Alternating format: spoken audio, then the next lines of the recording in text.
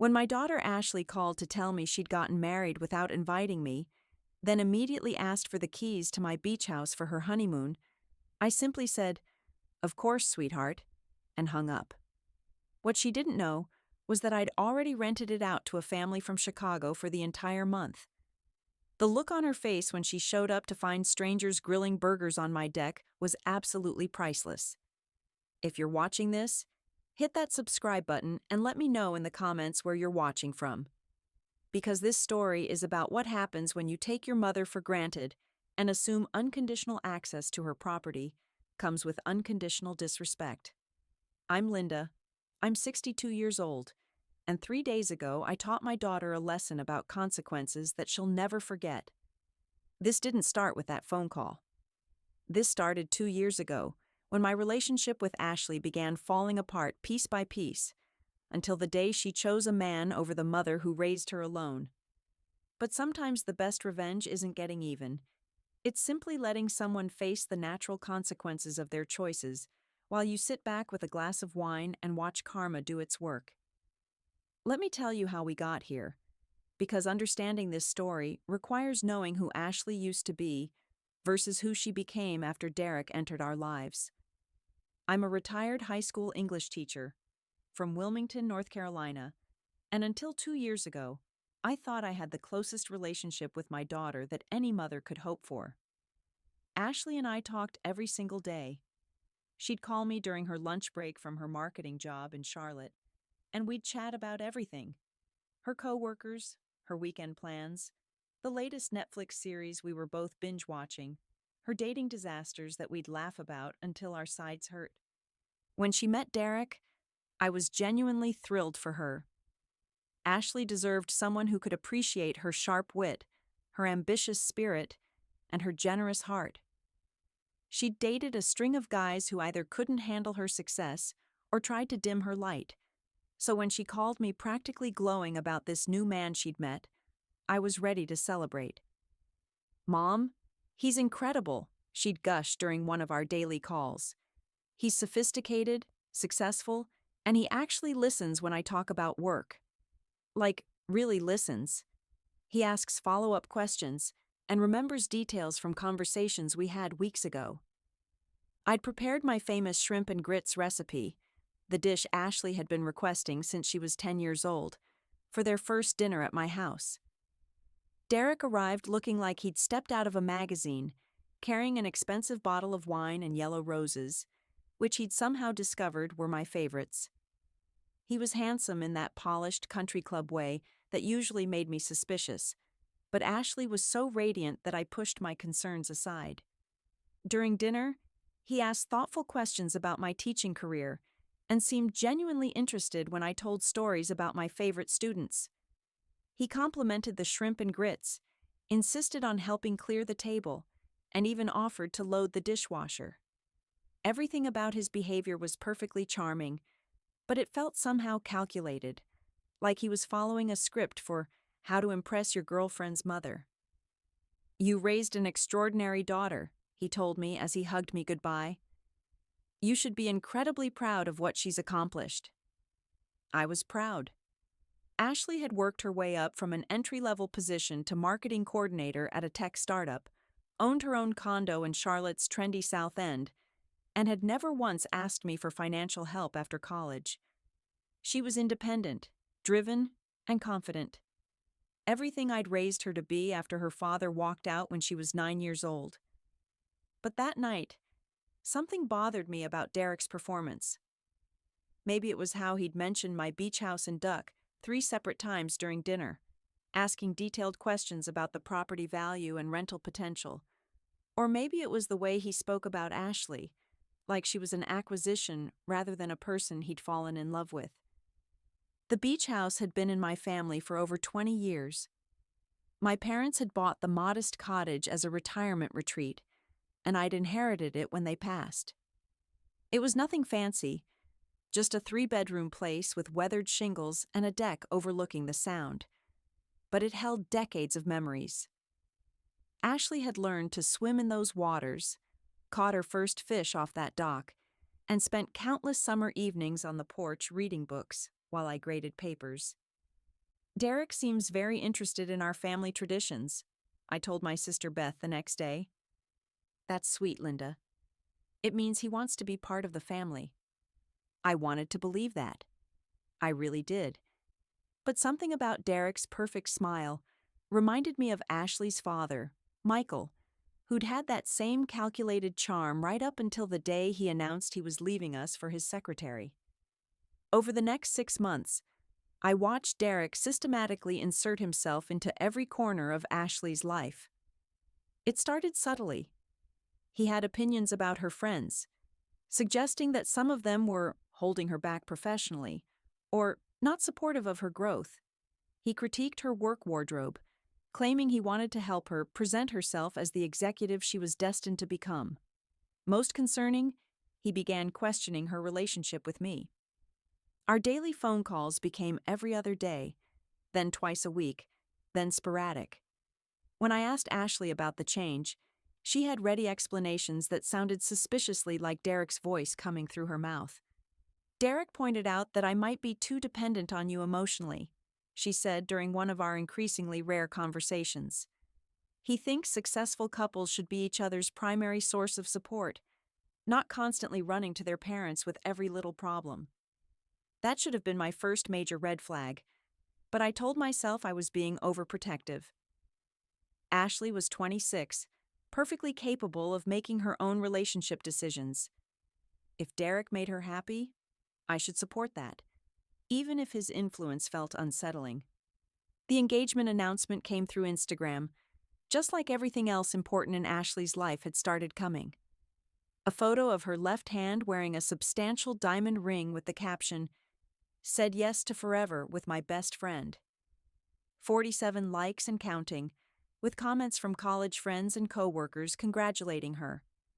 Not one person asked where her mother was in the celebration, because most of them probably assumed I already knew. I stared at that photo for 15 minutes, sitting in my kitchen with my morning coffee growing cold, trying to process that my only child was engaged, and I'd learned about it the same way her high school acquaintances had. When I finally called her, Ashley sounded breathless and excited. "Oh my gosh, Mom, I'm so sorry you saw it on social media first. It literally just happened last night, and Derek surprised me at this incredible restaurant in Asheville, and then we went back to his place and called his parents, and it got so late, and I was planning to call you first thing this morning, I swear." "Congratulations, sweetheart," I managed, forcing enthusiasm into my voice. "Tell me everything." She did. For 25 minutes, she described the proposal in detail. How Derek had arranged for a private table overlooking the Blue Ridge Mountains. How the ring was a family heirloom from his grandmother. How romantic and perfect it all was. How the Hamiltons had immediately started planning an engagement party at their country club in Raleigh. "When's the engagement party?" I asked, already dreading the answer. There was a pause. "Next Saturday. It's going to be intimate, just immediate family and a few close friends." "Should I plan to drive up Friday night or Saturday morning?" The pause was longer this time, much longer. "Mom, about that." The Hamiltons have very specific traditions around these events. Derek's family has been members of this country club for 3 generations, and they have particular ways of doing things. His mother has planned everything according to their customs. I felt something cold settle in my chest. "What does that mean exactly, Ashley?" "It means, well, it's really designed for Derek's side of the family and our mutual friends. It's not that you're not important. It's just that they have this established way of handling engagement celebrations, and Derek thinks it's important to respect their traditions since we'll be joining their family." Derek thinks. Everything had become about what Derek thinks. "I see," I said carefully. "And what do you think about this?" "I think Derek knows his family better than I do, and I want to start this marriage on the right foot with his parents. You understand, don't you? We'll plan something special for just us soon." That was 8 months ago. We never did plan anything special for just us. In fact, Derek had systematically eliminated almost every tradition Ashley and I had shared. No more girls' weekend trips to the beach house. No more Sunday afternoon calls that stretched for hours. No more surprise visits when she was feeling stressed or lonely. When I offered to help with wedding planning, I was met with polite deflections about how Derek's mother had connections and was handling most of the details. When I asked about the guest list, I got vague responses about keeping it small and intimate. When I mentioned wanting to take Ashley dress shopping, I learned she'd already gone with Derek's mother and sister. I was being systematically erased from my daughter's life, and she was so deep under Derek's influence that she couldn't see it happening. The final straw came exactly 3 weeks ago, on a Tuesday evening while I was watering my tomato plants. Ashley called, and for a moment I felt that old surge of happiness before remembering how distant things had become between us. "Mom, I need to talk to you about something, and I need you to promise you'll be understanding about it." Nothing good ever started with that phrase. I set down my watering can and sat on my porch steps. "What is it, sweetheart?" "Derek and I have been talking about healthy boundaries in marriage, and we've realized that some of my habits might not be setting us up for success as a couple." I closed my eyes, recognizing Derek's psychological manipulation dressed up as relationship advice. "What kind of habits?" "Well, like how I always turn to you when I'm stressed instead of working through problems with my partner." Derek found some articles about women who struggle to prioritize their husbands because they're too emotionally dependent on their mothers. "Ashley, talking to your mother when you're upset isn't unhealthy dependence. It's a normal, loving relationship." "But is it really?" Derek helped me see that maybe I've been using you as an emotional crutch instead of developing proper coping mechanisms with my life partner. The language she was using sounded nothing like Ashley and everything like Derek. "What does this mean practically?" "It means we need to establish some boundaries. Less frequent contact. More space for Derek and me to build our own support system." She paused. "And Derek thinks it would be healthier if we spent the holidays with his family this year, just to break the pattern." The holidays. We'd spent every Christmas together since Michael left. It was our sacred tradition. Ashley would drive down from Charlotte on Christmas Eve, and we'd stay in our pajamas until noon, making pancakes and opening presents like she was still a little girl. "I see. Anything else?" "Actually, yes. Derek has some concerns about the beach house situation." My heart rate picked up. "What about the beach house?" "Well, I've always assumed I'd inherit it someday, but Derek pointed out that creates an unhealthy dynamic. Like, he feels like we can never truly relax there because it's still your property, and if something happened between us, we'd lose our vacation spot." "Are you asking me to sign the house over to you?" "Not exactly. Derek thinks it would be better if we just found our own place for vacations, somewhere that's truly ours from the beginning. He doesn't want to feel like he's constantly being watched and judged when we're supposed to be having romantic getaways." Watched and judged by me, the woman who'd seen him exactly twice in the past year and had bent over backwards to be welcoming. "Ashley, that house has been in our family for 20 years. It's where you learn to swim, where we've made countless memories." "I know, Mom, and I treasure those memories. But I'm building a new family now with Derek, and he needs to feel like we have our own special places. Places that didn't include me." I ended that conversation with promises to think about everything and respect their need for space. But inside, I was already planning something Derek definitely hadn't anticipated. The beach house had been sitting empty most of the spring, while I decided what to do with it long term. The rental income would be substantial during peak summer season, but I'd been hesitant to rent it out because Ashley and I had always spent parts of the summer there together. Now, thanks to Derek's influence, that tradition was apparently over anyway. The next morning, I called Karen Mitchell, the most successful rental agent in Duck. "Karen, it's Linda. I want to list the beach house on Airbnb for the entire summer season. Premium pricing, month-long minimum stays." "Linda, that's wonderful. With your location and the renovations you did last year, we could easily get top dollar. Are you thinking of making this a permanent rental property? Let's just say my circumstances have changed, and I'd rather have paying guests who appreciate the house than family members who take it for granted. Karen laughed. I love clients with clear priorities. I can have professional photos taken this week and get you listed by Friday. With peak season approaching, I guarantee we'll have it booked solid within days. She was right. By the following Tuesday, I had 3 families competing for July rental dates. I chose the Johnsons from Chicago, a lovely couple with 2 teenage daughters who sent me the sweetest message about how excited they were to experience the Outer Banks for the first time. Their deposit cleared on Thursday.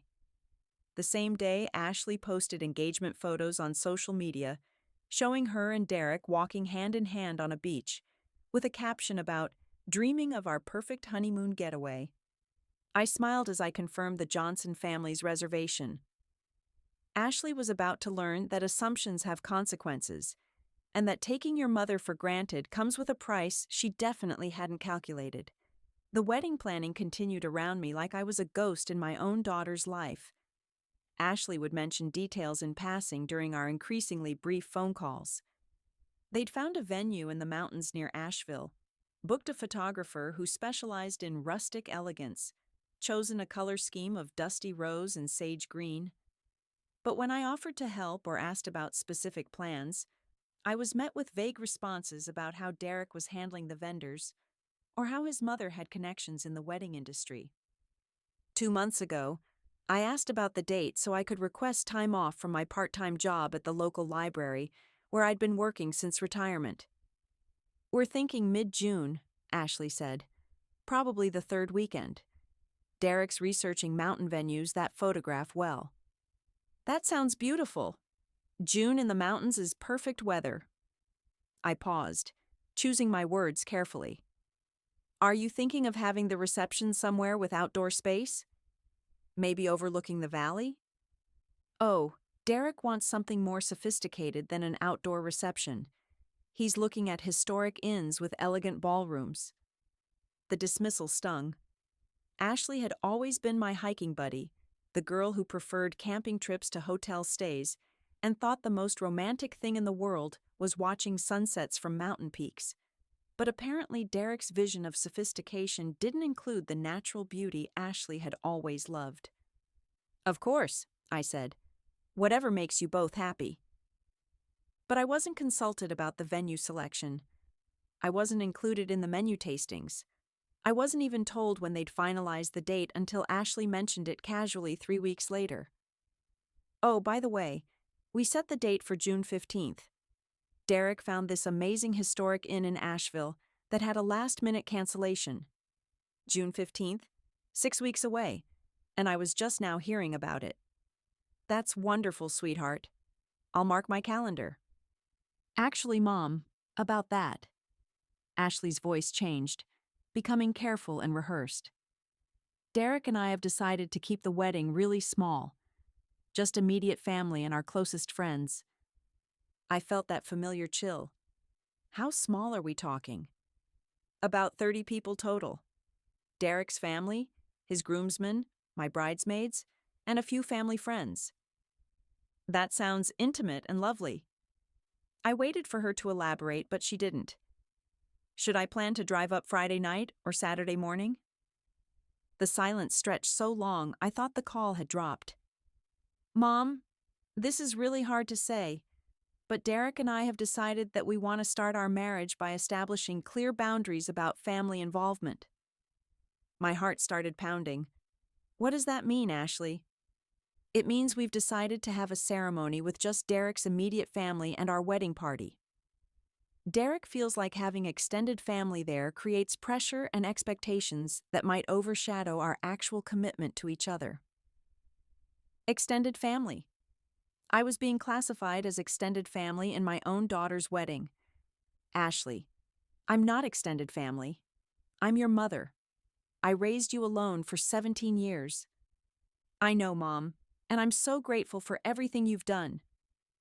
But Derek helped me understand that the most important relationship in my life now needs to be with my husband. Having parents there can create this dynamic where we're still seen as children instead of adults, making our own choices. Every word sounded like Derek's voice coming through Ashley's mouth. So I'm not invited to your wedding. It's not about not being invited.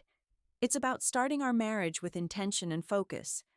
We'll have a celebration dinner with you afterward, just the three of us. A consolation prize. A participation trophy for the woman who had sacrificed everything to raise her. I see, I said, fighting to keep my voice steady. Have you told Derek's parents they're not invited either, since this is about avoiding family pressure? Another long pause. Derek's parents are different. They're not as involved as you are. They understand boundaries better. Translation. Derek's parents had money and social connections that Derek wanted to maintain.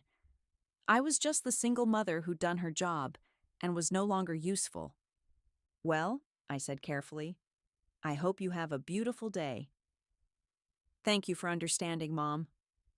I knew you'd get it. But I didn't get it. I didn't understand how the daughter I'd raised to be strong and independent had become someone who would exclude her own mother from the most important day of her life because her fiancé convinced her it was healthy. After I hung up, I sat in my kitchen staring at the photos on my refrigerator. Ashley's high school graduation, where she'd thanked me in her valedictorian speech for showing her that women could do anything. Her college graduation, where she'd insisted I sit in the front row because none of this would have happened without you, Mom. Her first promotion celebration, where she'd called me crying happy tears and said I was her inspiration.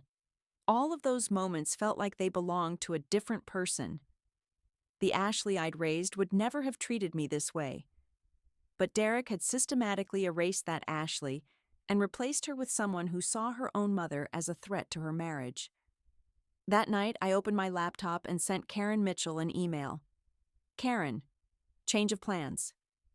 I want to list the beach house starting June 1st, and I want premium pricing for the entire summer. Someone who actually appreciates family is going to enjoy that house this year. If Ashley thought she could have Derek and his family's approval while still expecting access to everything I'd provided, she was about to learn otherwise. The beach house was mine, earned through years of hard work and careful financial planning.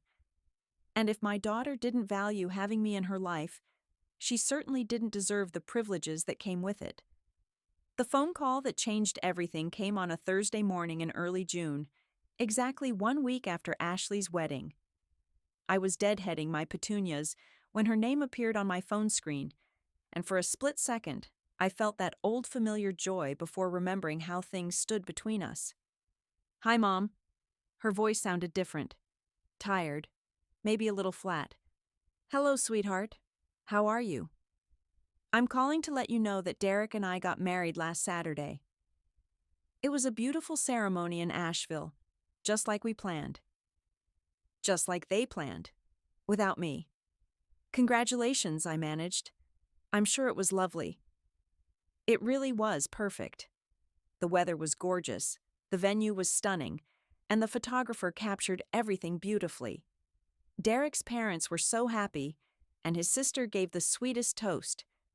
She was describing her wedding day like she was reading from a brochure, listing details, but missing any real emotion.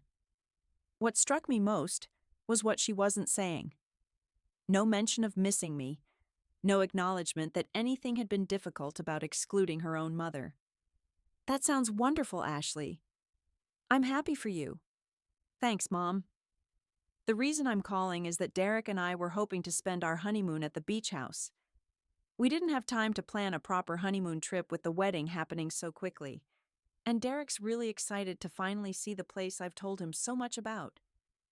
There it was, the real reason for the call.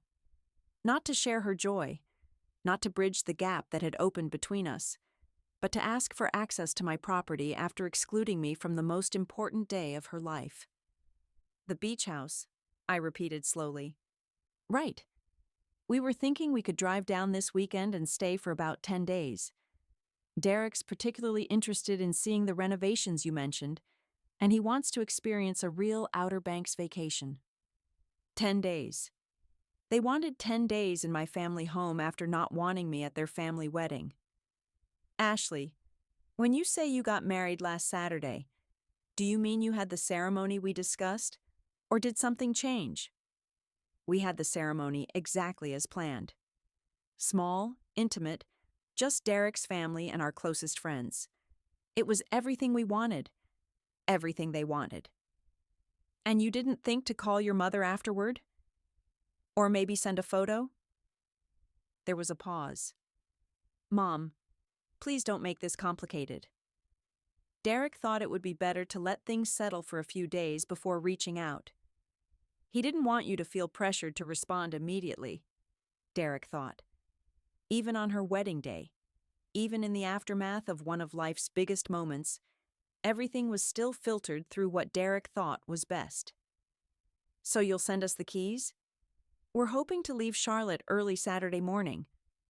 The casualness of it took my breath away, as if excluding me from her wedding was just a minor hiccup, and now we could go back to normal with me providing whatever she needed while asking nothing in return. Ashley, let me ask you something. When you were planning this wedding, this beautiful, perfect ceremony, did you ever think about me? Did you ever feel sad that I wouldn't be there to see you walk down the aisle? Mom, did you ever imagine what it would feel like for the woman who raised you alone to find out after the fact that you'd gotten married? Did it cross your mind that I might want to celebrate with you? Of course it did, but Derek helped me understand that focusing on those feelings would just create guilt and drama around what should be a joyful decision. Derek helped her understand. Derek had an explanation for everything, including why it was healthy for Ashley to ignore her own emotional instincts about her relationship with her mother. I see. And now you'd like to honeymoon in the house where we made all those memories together. Exactly. Derek thinks it would be meaningful for us to start our marriage in a place that's so important to our family. Our family. Suddenly it was our family when they wanted something from me. Ashley, I need to tell you something, and I want you to listen carefully. Okay. The beach house isn't available. Silence. What do you mean it's not available? I mean, I've rented it out for the summer. A lovely family from Chicago is staying there for the month of June, and I have bookings straight through Labor Day. You rented it out? Her voice pitched higher. But Mom, you never rent out the beach house. That's our place. It was our place. But you've made it very clear that you're building a new life with new traditions that don't include me.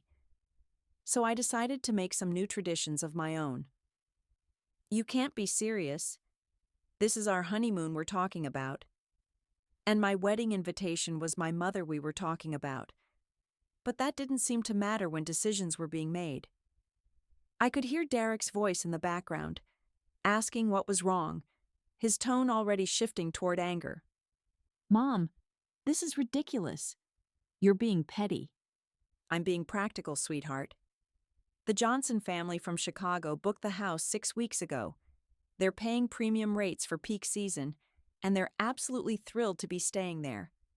Their teenage daughters have never seen the ocean. 6 weeks ago? That was right after. Right after you told me I wasn't invited to your wedding. Yes. Ashley was quiet for a long moment. So what are we supposed to do? Derek already told his parents we were spending our honeymoon at the beach house. I'm sure Derek can figure something out. He seems very good at making plans. This isn't fair, Mom. You're punishing me for setting healthy boundaries. I'm not punishing anyone. I'm simply making my own choices about my own property, just like you made your own choices about your own wedding. In the background, I could hear Derek clearly now, his voice tight with frustration. Tell her she needs to cancel those people. This is family property. Family property. How interesting that it became family property when they wanted access to it. Ashley, I need to go. The Johnsons are arriving tomorrow, and I want to make sure everything's perfect for their vacation. Mom, wait. Can't we work something out? Maybe they could stay somewhere else and we could reimburse them? Those people saved for 2 years to afford this vacation. Their daughters have been counting down the days. I'm not going to disappoint a family who values the opportunity just to accommodate a couple who didn't value having me at their wedding. That's not the same thing at all. You're right. It's not. Because the Johnsons asked politely, paid in advance, and treated me with respect. Enjoy your honeymoon, wherever you decide to spend it. I hung up and immediately turned off my phone. Then I walked out to my garden and spent the rest of the afternoon planting the new roses I'd bought, humming contentedly while I worked. For the first time in months, I felt like myself again. The next few hours were very telling.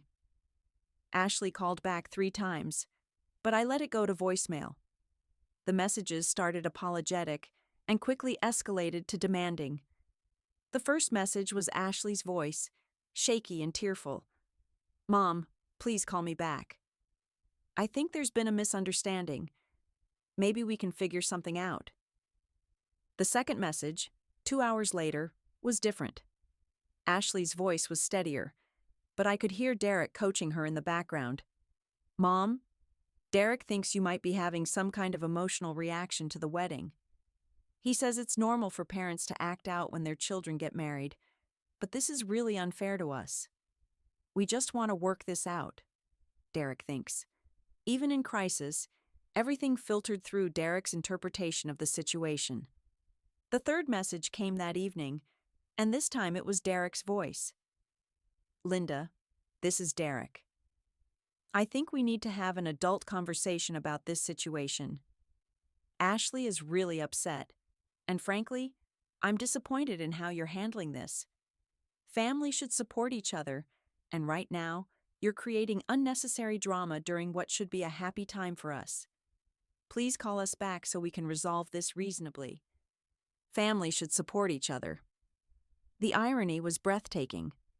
I deleted all 3 messages and went to bed early, sleeping better than I had in months. The next morning, I drove to Duck to meet the Johnson family and make sure the house was perfect for their arrival. Karen Mitchell met me there with the keys and final paperwork. "Linda, I have to tell you, this family is absolutely delightful. Mrs. Johnson called yesterday just to thank me again for accommodating their dates, and she mentioned that their daughters have been planning this trip for 2 years. They saved up specifically for a month at the beach. They sound wonderful. I'm so glad the house will be appreciated." Karen handed me the rental agreement. The deposit cleared, and they've already asked about potentially booking for next summer. You might have found yourself some loyal repeat guests. As we walked through the house one final time, I felt a sense of peace I hadn't experienced in years. The rooms looked fresh and welcoming, ready for a family who would actually value being there. The kitchen was stocked with basics. Fresh flowers sat on the dining room table, and clean linens waited on every bed. "You know," Karen said, as we stood on the deck overlooking the Sound, "I've been in this business for 15 years, and I can always tell when an owner truly cares about their guests' experience. This house feels loved.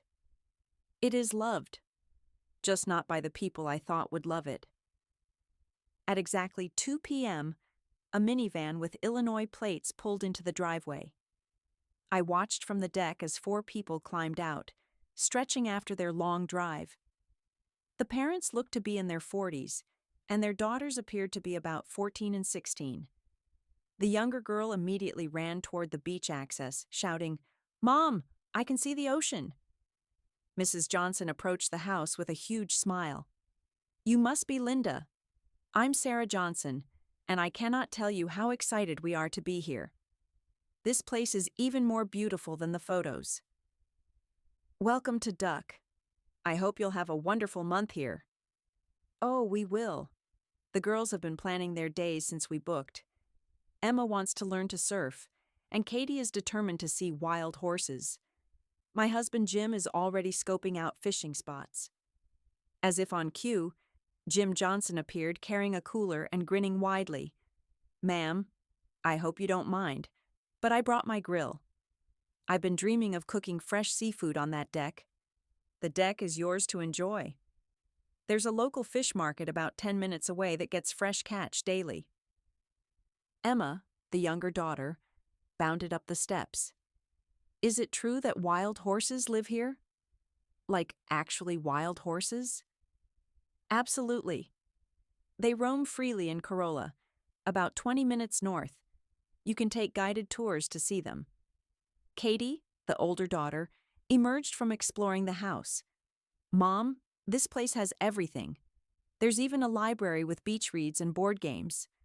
I spent an hour with the Johnsons, sharing recommendations for restaurants, activities, and hidden gems along the Outer Banks.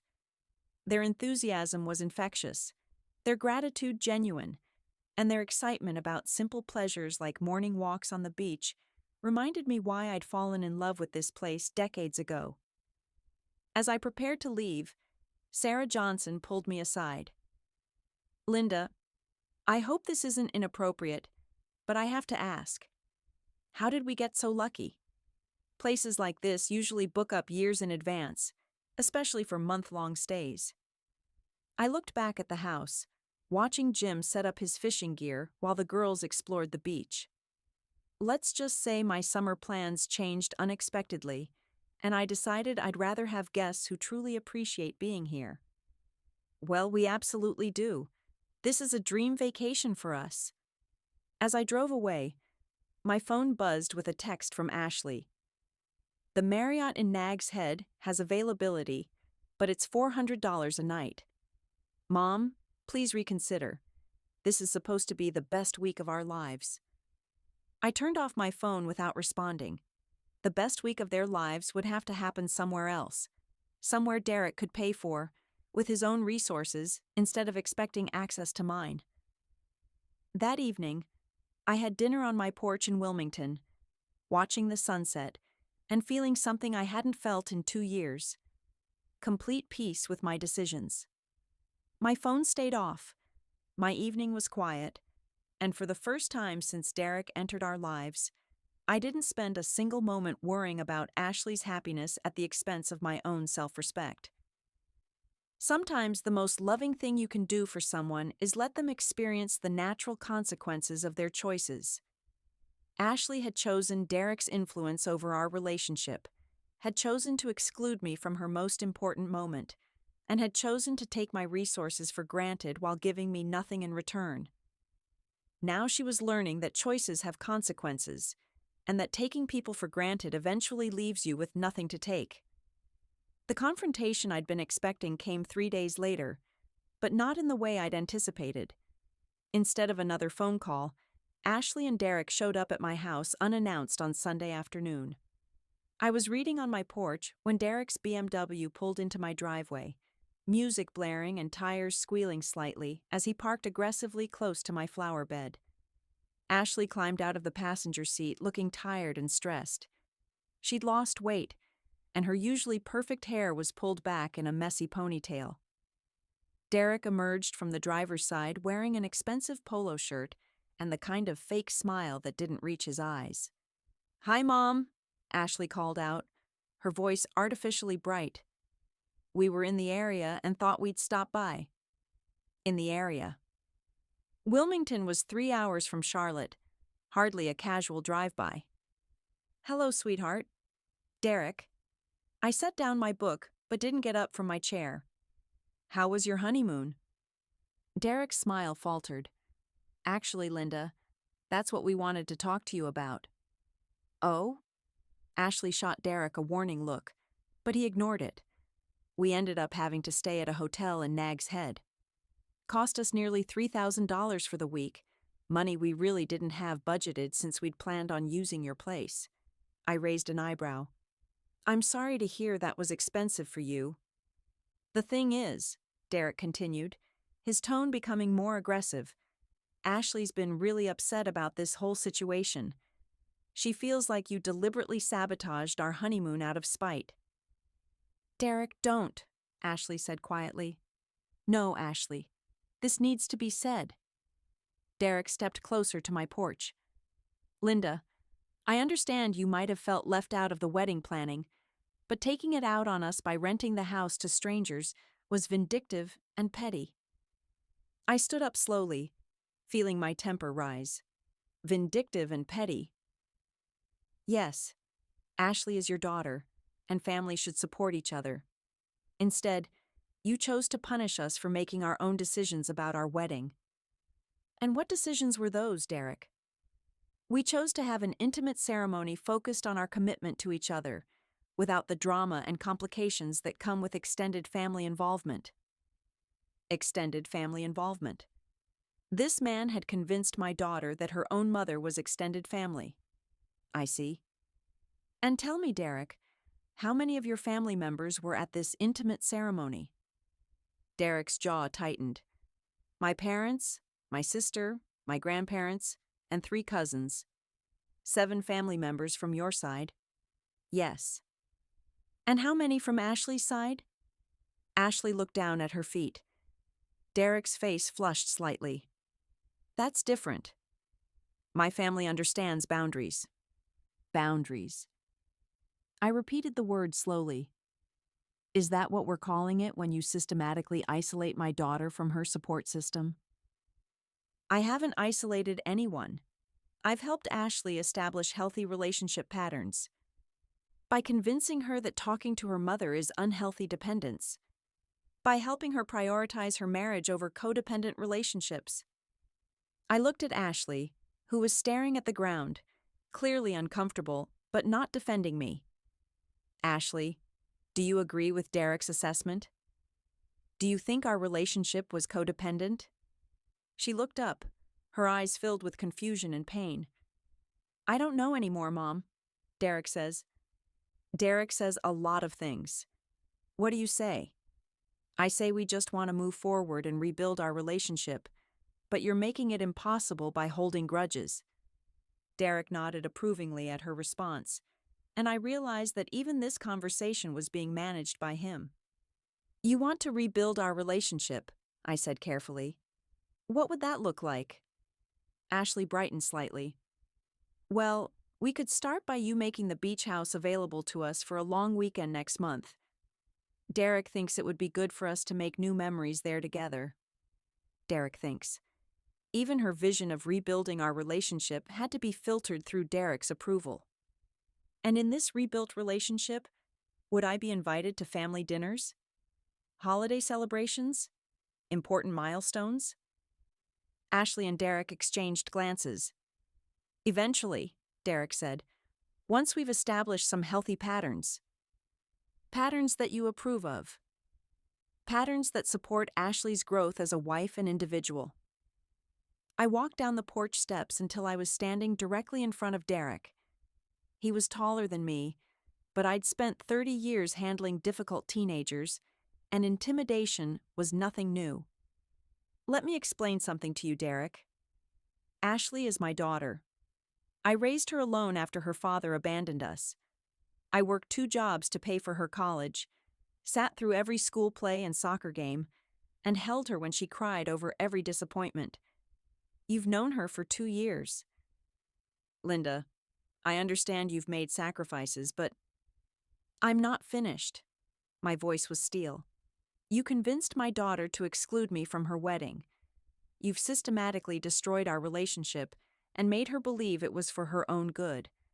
And now you want access to my property as a reward for that behavior. We just want to use the beach house occasionally. Ashley has a right to family property. Ashley has a right to a relationship with her mother without your interference. But since you've decided that's unhealthy, you've forfeited any claim to the benefits that come with family relationships. Derek's mask finally slipped completely. This is ridiculous. You're a bitter old woman who can't stand that Ashley has moved on with her life. Ashley gasped. Derek, don't talk to my mother that way. But Derek was on a roll. She's manipulating you, Ashley. Can't you see that? She's using the house as leverage to control our marriage. I'm not controlling anything, I said calmly. I'm simply making my own choices about my own property. just like you made your own choices about your own wedding. That's completely different. You're right. It is different. Because I'm not trying to isolate Ashley from the people who love her. I'm just declining to subsidize a relationship with people who don't value me. Derek threw up his hands. This is exactly the kind of drama we were trying to avoid by keeping the wedding small. The drama of having a mother who loves her daughter and wants to be part of her life? Yes, I can see how that would be inconvenient for your plans. Ashley was crying now, and I felt a stab of pain seeing her caught between us. But this conversation needed to happen. Ashley, I said gently, I love you more than anything in this world. But I will not pretend that being excluded from your wedding was acceptable, just so Derek can feel comfortable. And I will not provide benefits to a marriage that was built on cutting me out of your life. So what are you saying? Ashley asked through her tears. I'm saying that when you're ready to have a real relationship with me, one where Derek doesn't get to decide what's healthy or appropriate, I'll be here. But until then, the beach house will continue to be rented to people who actually appreciate the privilege of being there. Derek grabbed Ashley's arm. Come on, Ashley. We don't need this toxicity in our lives. As they walked back to the car, Ashley turned around one more time. Mom, I love you. I love you too, sweetheart. More than you know. Derek slammed his car door, and they drove away with the same aggressive speed they'd arrived with. I sat back down on my porch and picked up my book, but I couldn't focus on the words. That night, I called my sister Beth and told her about the confrontation. Linda, do you think you're being too hard on her? She's young and in love. Beth, she didn't invite me to her wedding. Her own mother, because her husband convinced her I was bad for their marriage. But maybe if you compromise a little, you could start rebuilding. By rewarding the behavior? By teaching Ashley that she can treat me however Derek wants and still expect everything from me? Beth was quiet for a moment. When you put it that way. Love isn't supposed to come with conditions, but respect does. And until Ashley is ready to treat me with basic respect, I'm not going to pretend everything is fine just to make her comfortable. That night I slept peacefully, knowing I'd finally stood up for myself. The beach house would remain rented to people who valued it, and my self-respect would remain intact. Sometimes loving someone means refusing to enable their poor choices, even when it breaks your heart. The breakthrough came 6 weeks later, on a quiet Thursday evening in late July. I was watering my garden when my phone rang with Ashley's number. I almost didn't answer, but something made me pick up. Mom? Her voice was small, fragile in a way I hadn't heard since she was a child. Hi, sweetheart. I'm at Beth's house. My sister lived about an hour away in Raleigh. I left Derek. I set down my watering can and sat on my porch steps. Are you okay? No, I'm not okay at all. She was crying now, the kind of deep, exhausted crying that comes after holding everything together for too long. Mom, I think I made a terrible mistake. Tell me what happened. It's been building for weeks. Ever since that day we came to your house, Derek's been different, angrier, more controlling. He started monitoring my phone calls, questioning every conversation I had with friends or coworkers. He said you'd poisoned me against him, and he needed to protect our marriage. I closed my eyes, feeling sick. Oh, Ashley.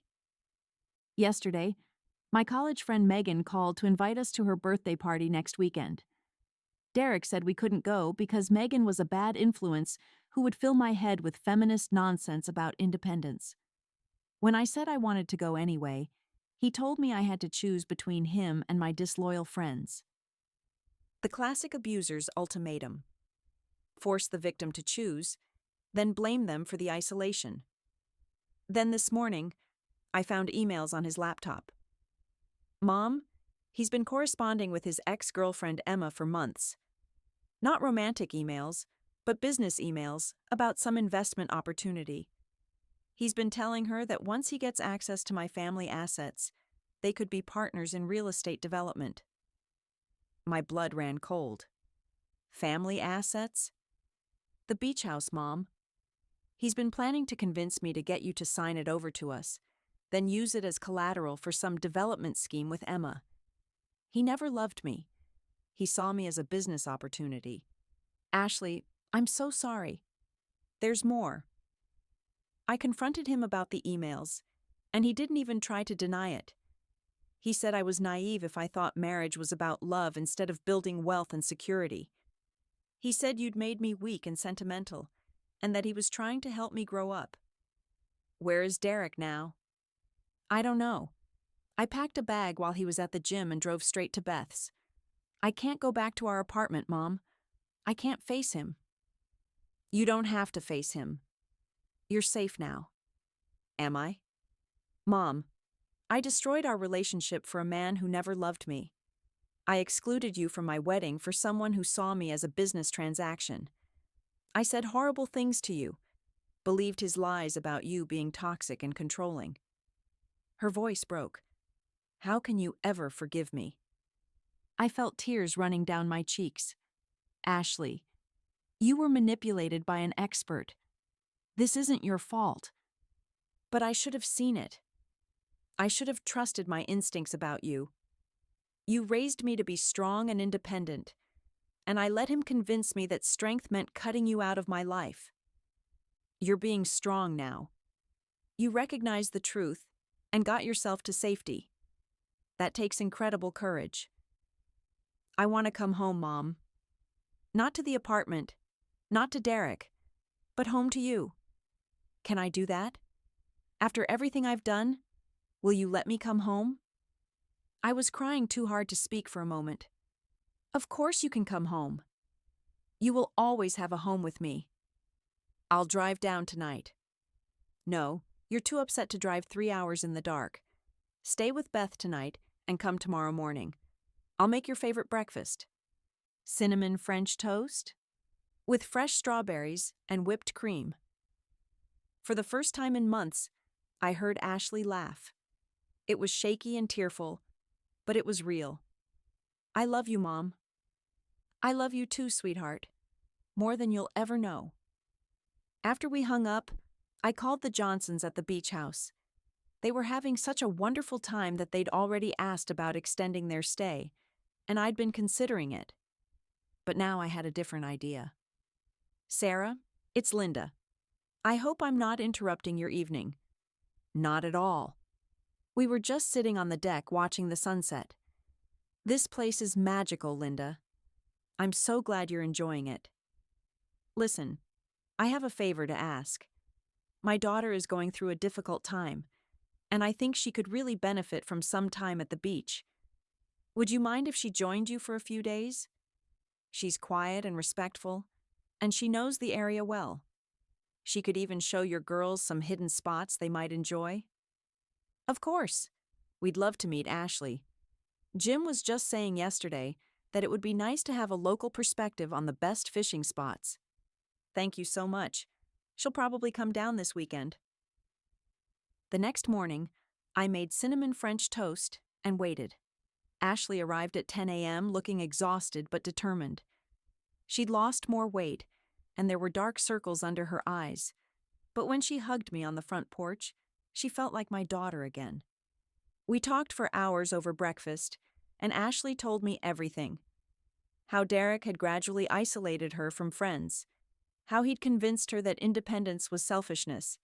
How he'd made her believe that loving her mother was a weakness that would destroy her marriage. The worst part, Ashley said, is that I knew, deep down, that something was wrong. But every time I had doubts, Derek had an explanation that made me feel stupid for questioning him. That's how manipulation works, sweetheart. He was very good at it. Too good. Mom, I need to ask you something, and I need you to be honest. Always. The beach house.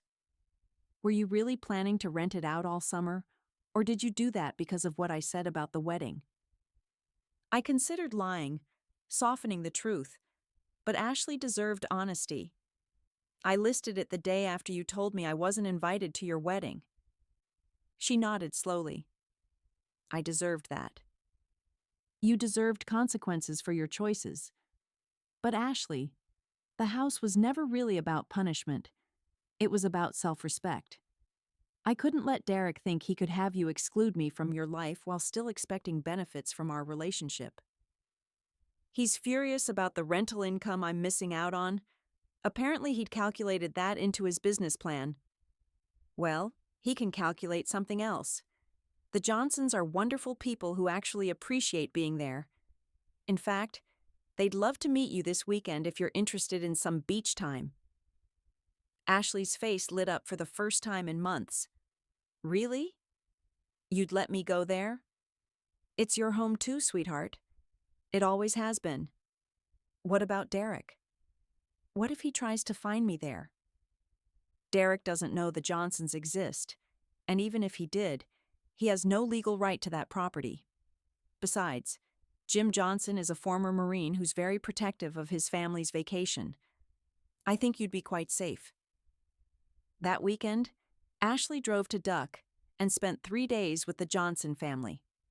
She came back looking like herself again, sun-kissed and smiling, full of stories about teaching Emma to surf and helping Katie spot dolphins.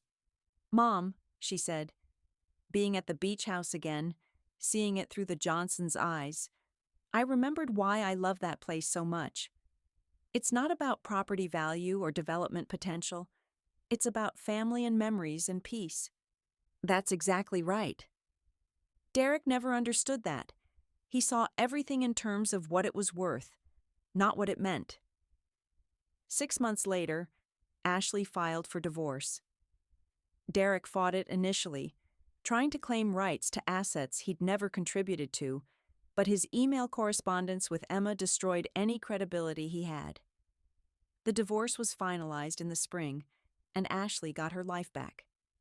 The beach house is still rented to wonderful families during peak season, but Ashley and I spend every September there together now, just like we used to. We rebuilt our relationship stronger than it was before, with clear communication and mutual respect.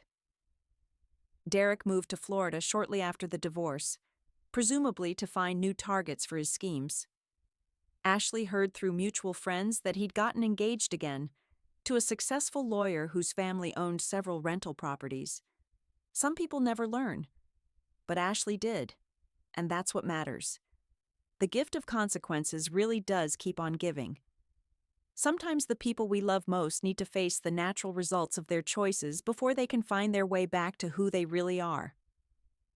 Thanks for listening to my story. Don't forget to subscribe, and remember that sometimes the most loving thing you can do is refuse to enable behavior that hurts both you and the person you love. Your boundaries matter, and your self-respect is not negotiable. Your voice matters too, so share your story in the comments below.